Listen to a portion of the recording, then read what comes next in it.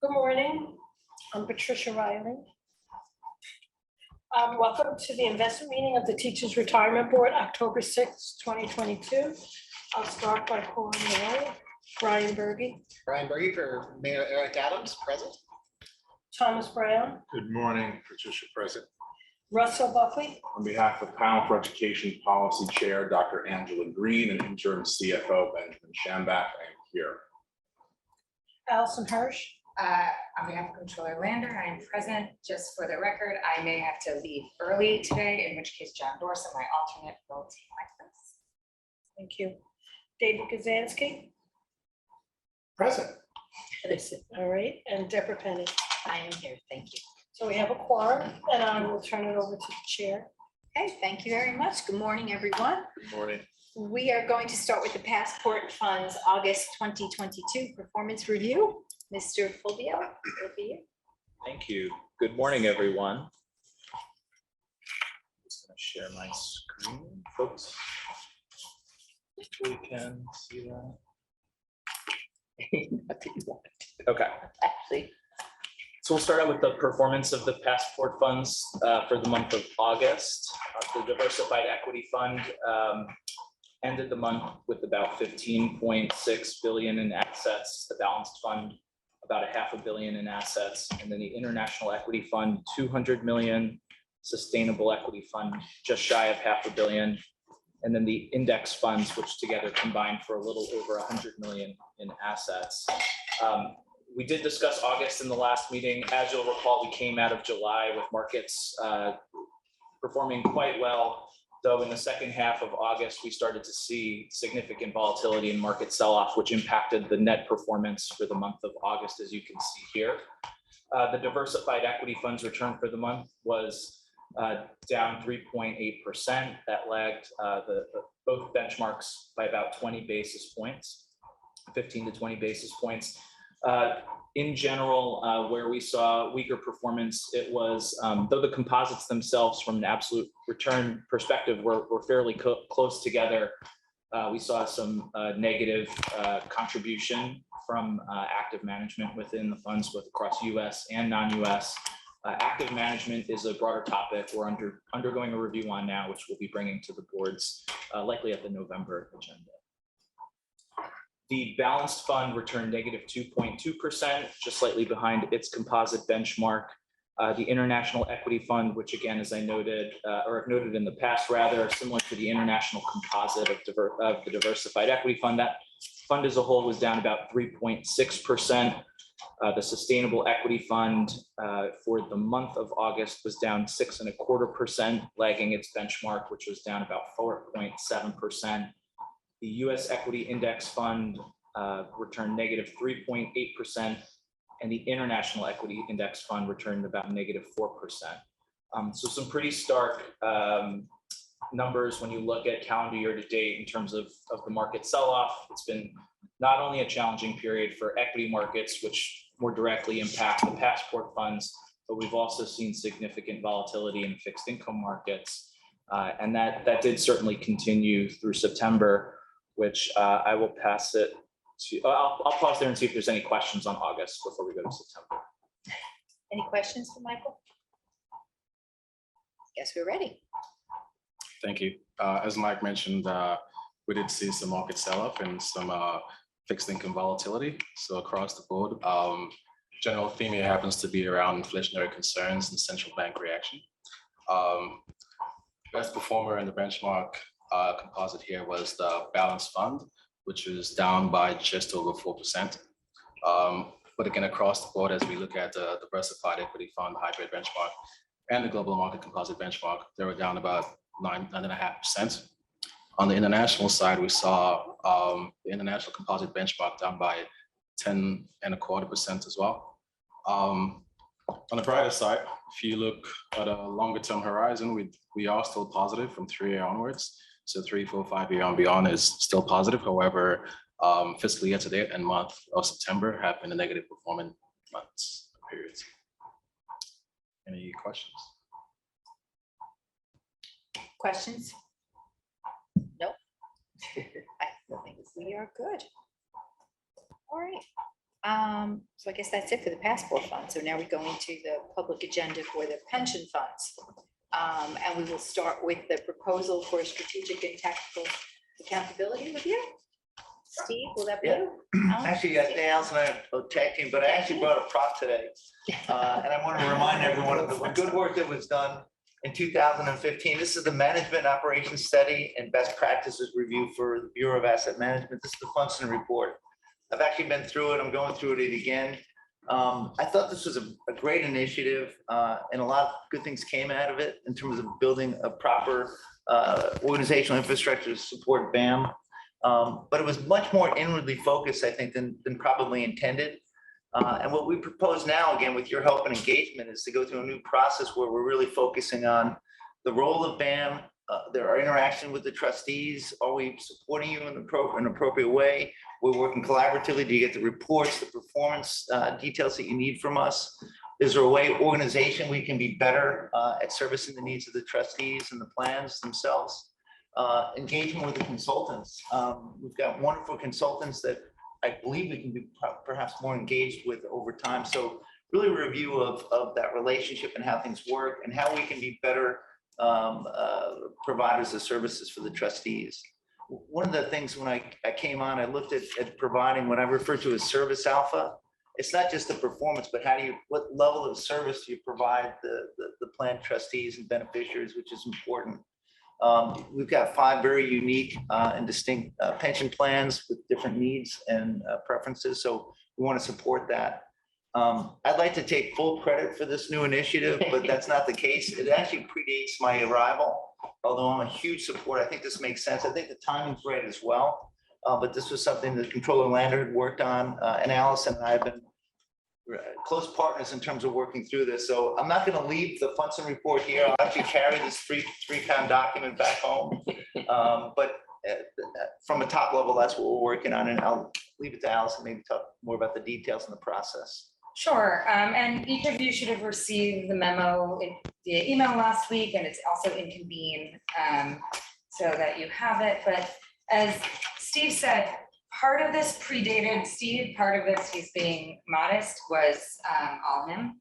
And when Brad got elected in November and started sitting down with trustees and staff at BAM, one thing that kept coming up was the idea of a Funston 2.0. And at the time, I think internal staff at BAM really wanted to do sort of an update analysis on what had been accomplished since the original Funston report. I think trustees had a slightly different vision, right, of what they wanted to see. And so I think in the spirit of how we've been really trying to operate since Brad took office, Brad did not want to do a controller run review of BAM operations.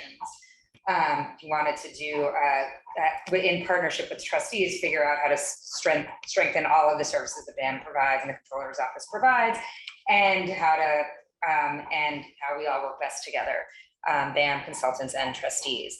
And then when Steve came, he sort of actually had a very similar idea of, as he said, wanting to figure out how the agency is best structured to provide maximum services to trustees. So the idea of this proposal, and I want to reiterate that it is a proposal, was to lay out a process for a review, as well as sort of the initial ideas that we had within the controller's office of things we would like to study. I think as we put in the proposal, and I want to reiterate, the scope is not final. We haven't drafted an RFP, we haven't selected a consultant. The idea is the oversight committee and this would actually meet to develop and finalize the scope for this review, would do consultant interviews and select the consultant. So that'd be a true partnership, and then over the course of the review, play an oversight role and really connect the reviewers to the boards. And so that's really where we stand. Again, it's not final. Any feedback? I know, Deb, you had some thoughts, but we really want to use this as an opportunity to figure out how we're working most effectively together on behalf of beneficiaries. Great. So I think it's great. I think it's great that you want to look through everything and go over it and certainly make labor a part of it. We appreciate that. But just 2 things. So it seems huge and very ambitious to get it done by June. And I'm just wondering, just with, even with the RFP process taking so long, and I'm not quite sure. So it looks like it would almost be better if it was divided into 3 components, and maybe it will be, I'm not sure. So were you looking at, is BAM doing something internally, like, so having chaired the labor trustees, I could tell you, we all like to talk, and we could have a 10-minute meeting go on to several hours. So I want you to bear in mind that when you go over this, some of it, like the custodial bank and financial reporting, like some of this stuff seems like it should be, talk about it internally, get that all together and let us know how you do. Let us know what, report back, rather than having us be part of the process, if that was what you were planning. That I'm makes not sense, sure. Dave. So we've got an RFP process we're gonna go through for the custodial normal course of things. My observations, having worked at safety, is they can provide a better level of service and different things, and perhaps, more frequent reporting that gives us the ability to deliver better performance data faster. So that was part of it, but I don't disagree that there's probably a lot of work that So needs to you'll get do it done internally first. and be reported up. Yeah. Yeah. But as Allison said, none of this is prescribed. We really just wanted input, and this is valuable. Yeah, I mean, and even the part about the consultants, so full disclosure, we always meet with our consultants, and we always ask, like, how is it going with them? Are you, getting along? Do you see, is there great feedback, great conversations going on? So maybe even the part with consultants, have them part of it and then report back to us. Yeah, so Yeah, I just don't want this to be a 5-year plan, because the labor trustees, we could make it a 5-year plan, no problem. Yeah, so just a couple of thoughts. One, I think the plan is to use a negotiated acquisition process, not an RFP process, which is faster in terms of hiring the consultant. And that's something that the APCO and folks in the controller's office has said is fine. So that from the time frame of bringing the consultant on, that I think point taken in terms of the trustee dynamics. And I think what we would do is try to structure meetings very, whether we're able to maintain the structure or not, we'll see, but structure meetings with agenda topics and hold them to it. And then I think one of the things we did in this document was sort of like, it's a laundry list. I would agree, of sort of all of the things that we were like, these are all the things we think need to be reviewed. And I think part of it is we wanted to be transparent with all the trustees about what those things are. And then I think it's a good point that to get, like, at the first oversight committee meeting or what have you, we can say, this stuff should happen and be reported up. This stuff should actually be part of the review. I would argue that there should be some discussion of the trustee consultant BAM dynamic as part of the official review, only because tell me, John, you've been here longer than I have, and I think the dynamic and relationship at TRS with the consultants and BAM is actually uniquely good. Yes.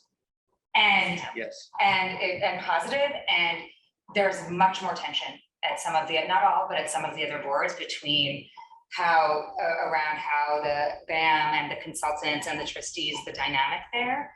And it is, and I would argue as a new trustee, it means that we're not all providing the best service, like the team is not providing the best service because the consultants and BAM staff are arguing with each other about immaterial issues of control and whatnot. So I can hand it over to Steve. Yeah, just a early observation. I think the consultants bring a lot of value to the process. When I'd worked as the prior public fund interim CIO, I talked to the consultants weekly, and they were an incredible benefit for the process. And I think Allison's dead on with TRS. It's actually a much better relationship, and in other areas, it's a little more confrontational, and it shouldn't be. And it's no hidden agenda. We're all rolling in the same direction. We're all supposed to be working towards developing great outcomes for the underlying beneficiaries and servicing the trustees. So I do think there's at least an opportunity for dialogue of how can we be better partners kind of across the board. So I agree that consultants should be a part of that process. It's not a matter of questioning whether the consultants add value, because clearly they do. We even had discussions internally. Should we get a consultant within BAM? Which I think is just an unnecessary expense. We've got really good consultants already that are involved and engaged. So how can we better leverage that relationship? Okay, I mean, I guess just the beginning part of that was great, that we will try to figure out how we can parcel this out or whatever, yeah. I think, Tom, did you have a question? I was just You knew we weren't wondering gonna let this one go. how we came about having 2 labor representatives from NYSERS. You know, the only reason I'm getting that's up for discussion, I think because it's the only board that has like 3 unique, not coordinated unions involved, whereas like the other, even like police obviously has 5 unions at the table, fire has 2, you guys have 1, but they function in lockstep in a way that NYSERS doesn't. I think if there is concern and objection from the other labor trustees from other funds, I don't think we have any issue with that, but that was the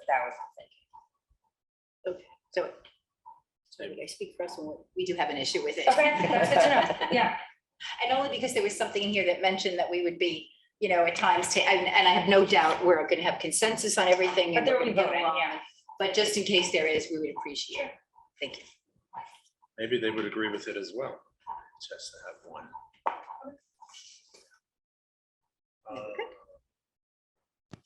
And if folks think of other things as we move forward, we're having this conversation at all with boards and hope to convene a meeting by the end of the month. Deborah, can I ask a question? Yeah, this is Brian Berge. Oh, Oh, look at Brian. Look at you, rule follower, and we thought we were the rule follower. I know. I'm always trying. Since this is an entity that appears to have some actual authority leading to a contract, is there going to be votes to constitute it? Is it going to be subject to OML? Are we going to have to pass bylaws to create the voting structure? I mean, this is just a bit more formal a process than a consultative process. I'm just curious what y'all. I mean, we should, I think we should talk to, I guess, OGC and the law department about it. Our sense is like, it's a consultative process in that we're hiring a contractor to do a contracted entity to do an outside review. But any decisions coming out of that review have to be made by the boards themselves.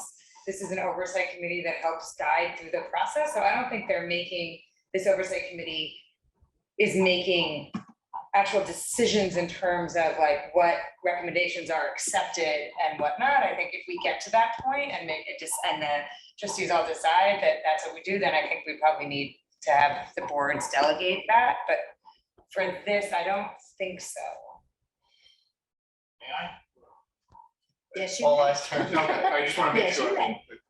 So I just want to remind folks, there's a number of, This is John Dorset. this is John Dorset from the Control's Office. There's a number of initiatives throughout a calendar year that are undertaken by multiple parties where there are representatives from maybe the accounting office of 1 fund or 2 funds or 5 funds if they're working on something.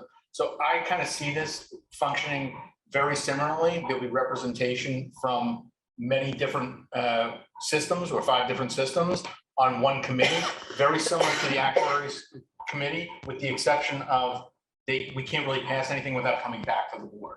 There may be, and not to speak before the unveiling of what the outcomes are, but there may be things in that outcome that don't work for TRS. So they may not be supported at TRS, but they may be implemented at other plans because they more fit into the way that they do business. You have a unique structure with the TDA. We understand the unique relationship with the consultants. I don't expect any of those dynamics to change by having this committee. It's, I think, just a way to holistically look at how BAM operates. And I can tell you over 20 years, it's morphed into a very different entity than it was 20 years ago when I started, or where people around this table were familiar with when they've seen it from different angles. It's a much different place. And I think the purpose of this is trying to reset the relationships between BAM and consultants and the boards. We're all moving, as Steve said, in the same direction. How do we do that most efficiently? And are there things that are happening at TRS, which we should really use as an example when we speak to other funds, and are there things that they're doing, quite frankly, that may enhance the way that we do things at TRS. So I don't see this as a committee that is intent on merging the systems, or anything crazy No, like definitely not. that. I want to be clear about that, because I know that's always becomes a concern when we get everybody in a room. I really think it's in order to figure out if there's a better way that the 5 funds can operate and operate with BAM specifically. And we are the common denominator, forgetting about the trustee role, even though Allison and I are on 5 boards.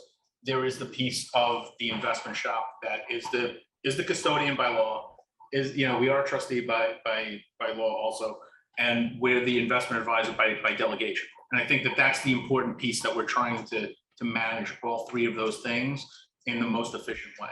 So that's my 2 cents on it, but I do want to remind folks, there are a lot of committees throughout the year that happen behind the scenes of the board involving the systems, whether it's with audits internally or externally, where they're dealing with outside parties. So it's not so dissimilar to that. And Brian, I know you're overly cautious as the lawyer in you of bylaws, and I do think if necessary, there'll be a means to have legal questions answered by that committee, but I don't think it's meant in any way, shape, or form to replace the actual duties of this board and the other 4 retirement systems. It does appear to be, Tom Brown, it does appear to seem to be the first step to get back to the SIM. No, No, I don't. no, I actually think, sorry. I'll You all tell you mentioned it at the same time. my observation is the SIM makes life a lot easier for BAM, but I don't know that that's the right model. Right. I think we need to figure out how we can better service the 5 independent trustees. For example, when we come to your offices, you're comfortable, it's your offices, you're a client of ours, a business partner. So it takes us 5 or 10 minutes to walk here. I think this makes sense. I think the SIM would be easier, but I don't know that it works. And I'm certainly not going to try to change the way the trustees or the boards function, right? It's really, are we set up to service those unique needs internally? Do we have the right efficiency around report generation? Do we have the right people on staff that can actually be in front of the board? And for some of the smaller boards, the question is, some of the smaller plans rather, can we look at smaller deals? And are we operationally and organizationally set up to look at smaller deals from a staffing standpoint? So, and I'm being very sincere here. I'm not looking to change the way you guys function. It's really how do we dovetail and support you guys more effectively and efficiently, and again, driving towards those better outcomes. Steve, I see here that it says recommendations from the STAR project could have implications broader than just the New York City retirement systems. You see this as an opportunity to challenge how public pension plans operate and manage pension plans. Can you elaborate? What is that mean? Yeah. So it's just some observations, and I've been at this a little while here in New York, and I've had some previous experience on the public side. So it's the focus on we need to be focused on long-term outcomes, and a lot of what we do is focus on really short-term, what's going on in the markets, what's going on in the economy, how the portfolio is performing on a quarter-to-quarter basis. And I respect the need to do that for 2 reasons. First, because the trustees need to know and manage and monitor those risks. Also, your constituents are asking what's going on in the portfolios. But optimally, we should be thinking longer term. We should be thinking 7 to 10 years, and how we position the portfolios to take advantage of themes and trends where we can drive out performance. So right now, everyone operates the same way. We sit down on a monthly basis, we sit down on a quarterly basis. And the question is that efficient? Or are there things we should be thinking about presenting or talking about? And with the consultants, are there other things as we go perhaps to this asset allocation evaluation? Are there other things we should consider that we haven't considered in the past? Patricia? I just, you had mentioned that you were going to be doing an RFP for a new custodian bank. And whether or not you are, it is a big impact on the pension systems when the bank changes, both from, we have to change systems here based on the fees that we're getting from those banks, as well as a lot of times we've had to, a new bank doesn't provide us with information that we used to get. Yeah. So I just wanted to know whether or not you were going to include the accounting departments or our accounting and investment department in discussions of what the requirements for the system would be? So right off the bat, I should say, the reason why we're going through that process is not because of any dissatisfaction with No, state right, treatment, you have to. but we have Right, to. I know. So, just wanna be but involved. absolutely, we would be sensitive to those issues too as well. And a lot of their systems and operations are part of our systems and operations in terms of extension of staff as well. So, you know, the real issue is we go with an open mind, we put an RFP together, we look at the different bids, we get an assessment for what makes sense for the plan in its entirety, and not just within that. Can I don't know if David Jetter is on the phone. I don't know, he might not join TRS because it's not our. He But- has not joined the meeting.